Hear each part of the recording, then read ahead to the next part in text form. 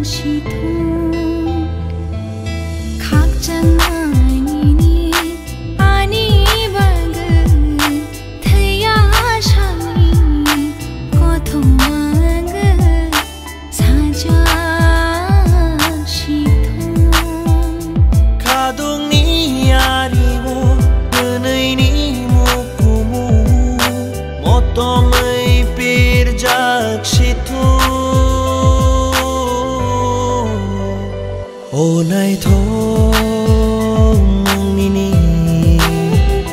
mung shabai shuzang nakrai kedalja nini tomung rok tang sharuo tang shatama cheng hin lai nai nini ani lamang kereng tong sha tang sha lama cheng hin lai nai nini ani shang mang man chui tong sha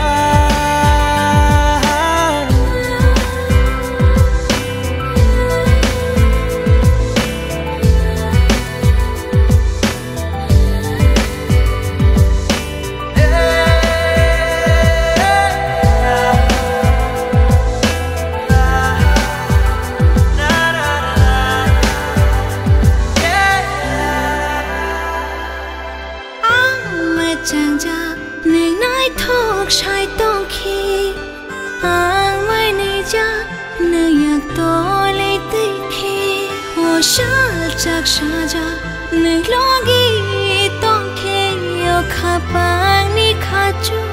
nang shamo tong ke o ani jadu nono manu tini khapang bir shana nang kha